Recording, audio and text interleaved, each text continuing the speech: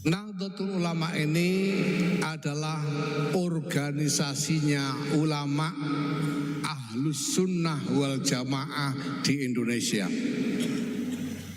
Didirikan oleh para ulama sebagai wadah konsolidasi para ulama.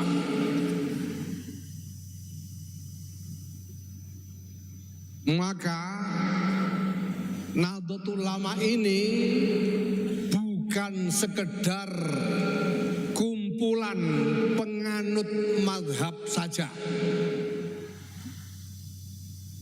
Nahdlatul Ulama ini bukan hanya soal mazhab akidah,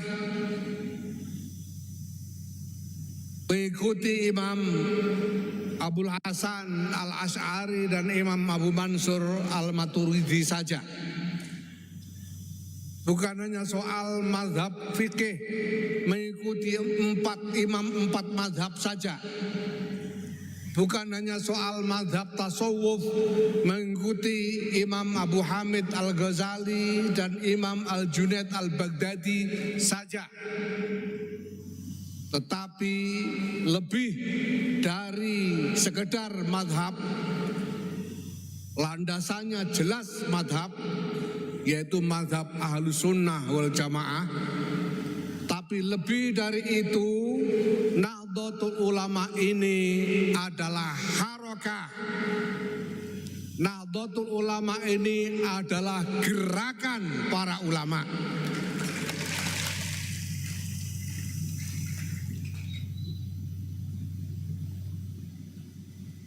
Maka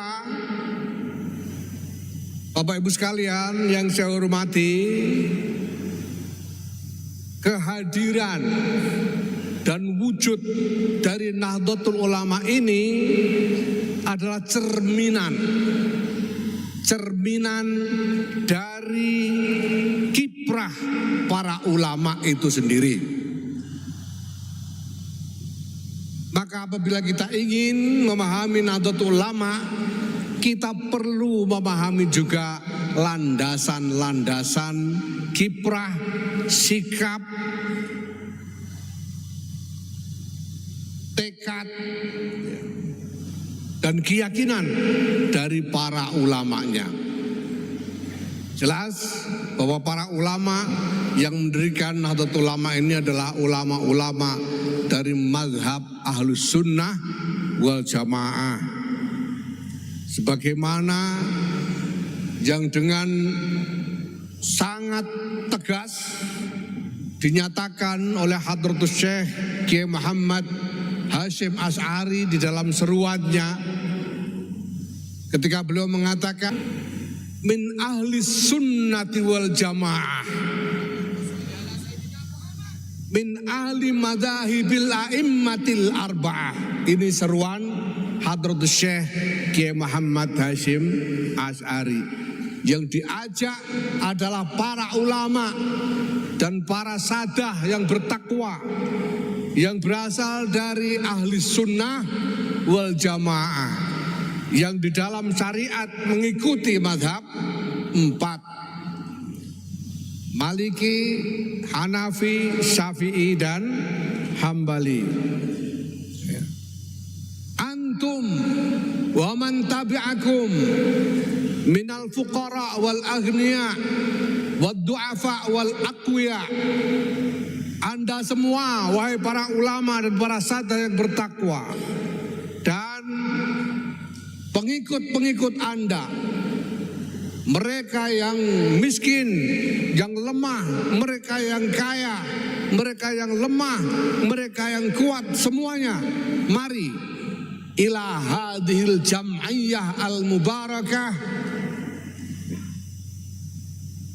masuk bergabung di dalam organisasi yang berkah ini, al-mausumah binahdlatil ulama, yang diberi nama Nahdlatul Ulama. Maka Bapak Ibu, sekali lagi Nahdlatul Ulama ini adalah gerakan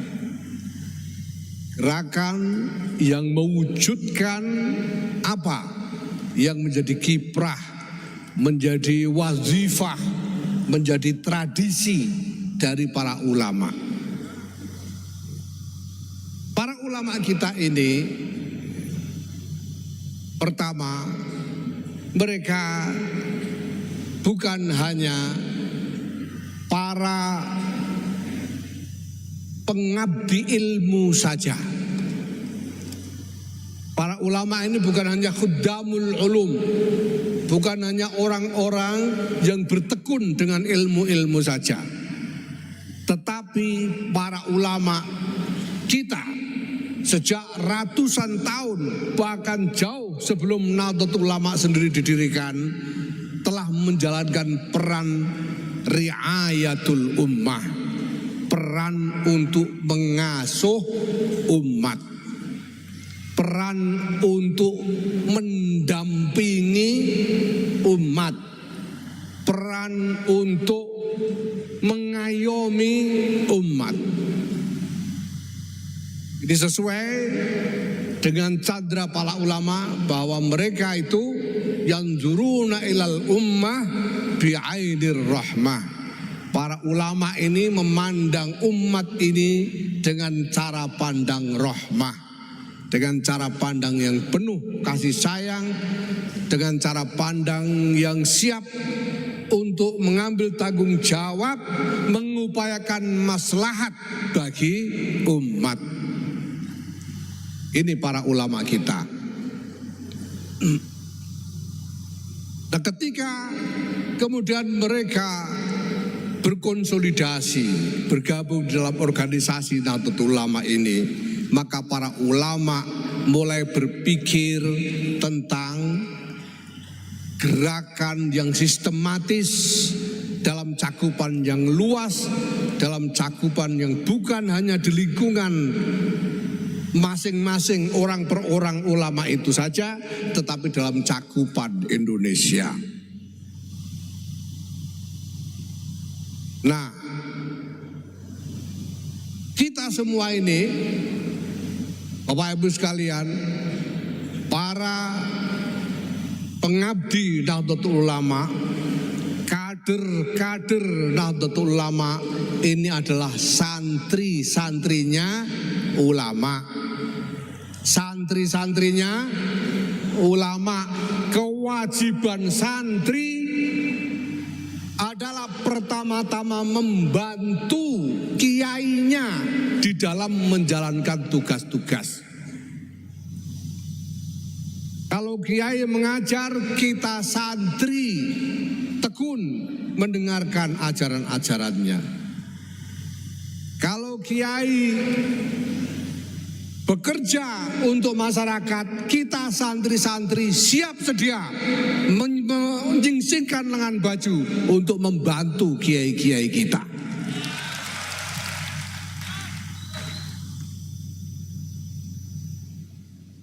Itulah sebabnya Bapak Ibu sekalian, kita sampai pada keputusan untuk memulai gerakan keluarga maslahat Nahdlatul Ulama ini.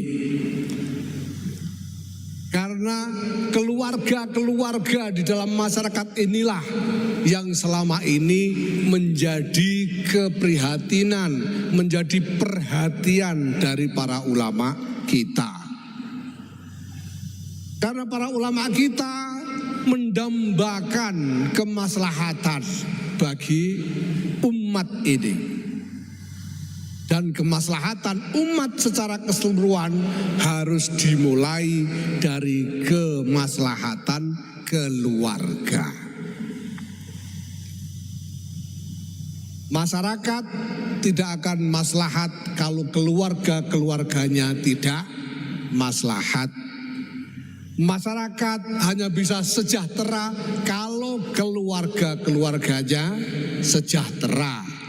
Masyarakat akan hidup dengan nilai-nilai yang baik apabila keluarga-keluarganya memegangi nilai-nilai dan akhlak yang mulia. Bapak Ibu sekalian yang saya hormati, maka Gerakan Keluarga Maslahat Nahdlatul Ulama ini dirancang untuk melayani keluarga-keluarga. Gerakan Keluarga Maslahat ini dirancang untuk melayani, mendampingi, membantu, mengasuh keluarga-keluarga dalam apapun yang menjadi hajat mereka. Keluarga butuh pembinaan agama. Kita akan selenggarakan kegiatan-kegiatan untuk membina kehidupan keagamaan di dalam keluarga. Keluarga butuh pendidikan. Kita akan selenggarakan kegiatan-kegiatan untuk mendukung peningkatan pendidikan di dalam lingkungan keluarga. Keluarga butuh peningkatan ekonomi. Kita selenggarakan kegiatan-kegiatan yang bisa memberi peluang peningkatan ekonomi bagi keluarga-keluarga. Keluarga butuh pembinaan kesehatan. Kita selenggarakan kegiatan-kegiatan yang bisa melayani kebutuhan kesehatan bagi keluarga-keluarga. Maka semua urusan, semua program, semua agenda yang akan dijalankan oleh Nahdlatul Ulama, oleh Jam'iyah Nahdlatul Ulama ini nanti akan pada akhirnya bermuara pada keluarga-keluarga. Ya. Nah, sekali lagi, ini dasarnya adalah wazifah, tanggung jawab, tradisi yang diemban oleh para kiai kita, para ulama kita. Bapak, Ibu, saudara-saudara, sahabat-sahabat sekalian yang saya cintai, saya yakin bahwa Anda semua sebagai kader-kader Nahdlatul Ulama siap untuk bekerja, membantu para kiai kita, siap untuk mengikuti tuntunan dari kiai-kiai kita, siap untuk mengikuti apapun arahan dari kiai-kiai kita. Itu baru namanya kader Nahdlatul Ulama.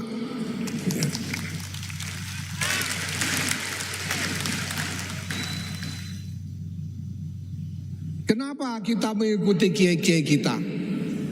Karena kiai-kiai kita ini adalah kiai-kiai yang berkhidmah tanpa pamrih apapun. Kiai-kiai kita berkhidmah tanpa mengharapkan jabatan apapun. Berkhidmah tanpa mengharapkan upah apapun. Maka kita mengikuti kiai-kiai kita, ulama-ulama kita itu berarti kita melaksanakan perintah Quran. Ittabi'u man la yas'alukum ajra wa hum muhtadun. Ikutilah mereka yang tidak mengharapkan upah apapun dari kalian, sedangkan mereka itu adalah orang-orang yang mendapatkan petunjuk Allah Subhanahu wa ta'ala. Maka tidak ada tawar-menawar, kita ikuti kiai-kiai kita. Siap mengikuti Kiai NU? Siap mendukung Kiai NU? Siap patuh kepada Kiai NU? Alhamdulillah.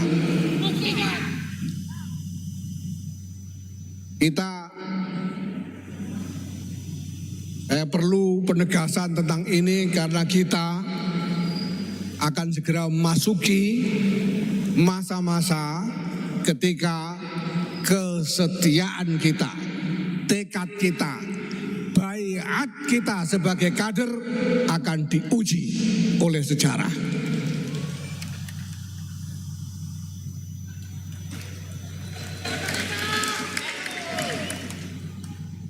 kita tidak boleh berkhianat dari baiat yang telah kita ucapkan. Kita tidak boleh bergeser sedikit pun dari qiyadah para ulama ahli sunnah wal jamaah, yaitu ulama-ulama Nahdlatul Ulama. Karena ketika berbaiat kita telah menyatakan bayatu bil jihadi fi sabilillah li'la'i kalimatillahillati hiyal ulya biqiyadati ulama'i ahli sunnati wal jamaah. Itu baiat kita. Maka ketika ulama-ulama kita menyatakan bahwa negara kesatuan Republik Indonesia berdasarkan Pancasila dan Undang-Undang Dasar 1945 bersendikan Bhinneka Tunggal Ika ini final.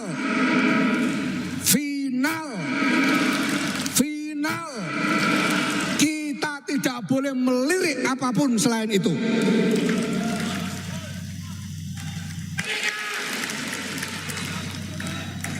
Kita tidak akan pernah berpikir untuk mencari yang lain selain itu. Dan kita tidak akan pernah berdamai dengan siapapun yang tidak mau mengikuti Negara Kesatuan Republik Indonesia, Pancasila, UUD 45, dan Bhinneka Tunggal Ika.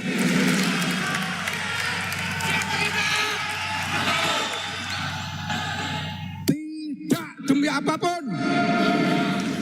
Tidak demi upah, tidak demi pembelian apapun, tidak demi jabatan, tidak demi kekuasaan, tidak demi kepengen jadi presiden atau wakil presiden.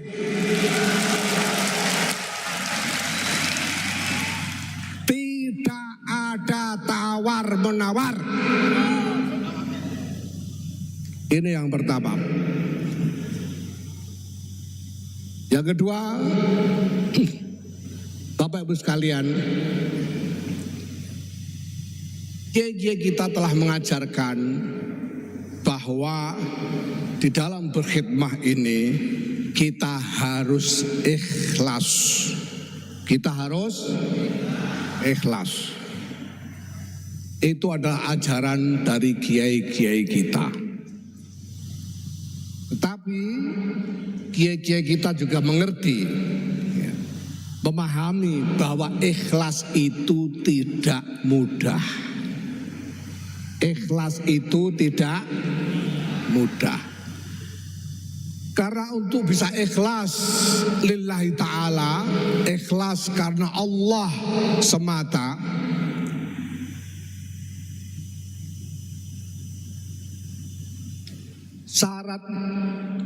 syarat untuk ikhlas itu adalah bahwa kita harus sudah mengenal Allah. Syarat untuk ikhlas itu adalah kita harus sudah mengenal Allah. Bagaimana mungkin Anda mau bekerja dengan ikhlas demi yang tidak Anda kenal?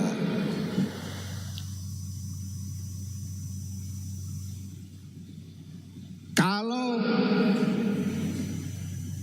saya meminta Anda misalnya untuk bekerja demi Syekh Syauqi, Muftil Jumhuriyah di Misra, apakah Anda bisa? Tanpa bayaran, tanpa pamrih apapun? Saya yakin Anda tidak akan bisa, karena Anda tidak pernah mengenal Syekh Syauqi. Apalagi Apalagi kalau saya minta Anda bekerja ikhlas untuk Allah Subhanahu wa ta'ala sementara Anda belum mengenal Allah. Maka syarat ikhlas itu adalah ma'rifatullah. Tidak mungkin orang bisa ikhlas kalau belum ma'rifat kepada Allah. Dan kita semua tahu, para ulama kita juga tahu bahwa ma'rifatullah itu juga tidak mudah.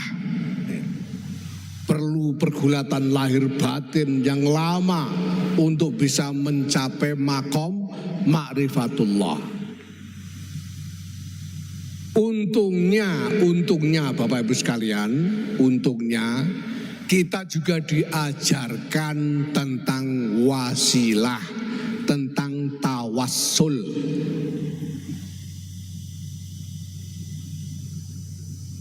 Maka nalarnya sama. Bagaimana mungkin Anda bisa sungguh-sungguh meminta sesuatu dari yang tidak Anda kenal? Anda minta sesuatu kepada Allah Subhanahu wa ta'ala, tapi Anda sendiri belum mengenal Allah. Bagaimana mungkin?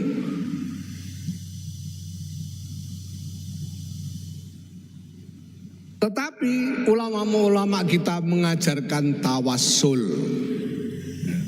Tawassul ini artinya kita melakukan tadarruk kepada Allah yang walaupun belum kita kenal, tapi dengan orang-orang soleh yang lebih kita kenal. Kalau kita belum kenal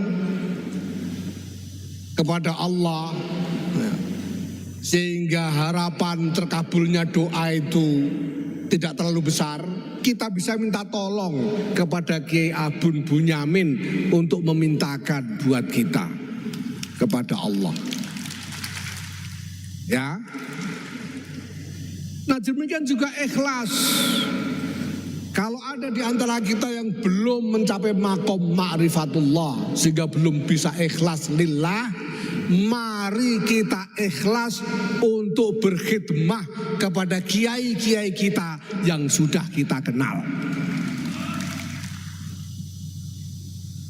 Ya, keikhlasan kita berkhidmah untuk kiai kita ini mudah-mudahan menjadi wasilah ikhlas kita kepada Allah Subhanahu wa ta'ala. Nah, Bapak Ibu sekalian yang saya hormati, walaupun tadi oleh Ketua Satgas Nasional dikatakan bahwa ini baru kick off, baru peluncuran, tapi sebetulnya sudah ada beberapa program yang berjalan di Jawa Barat ini. Misalnya program penanggulangan stunting di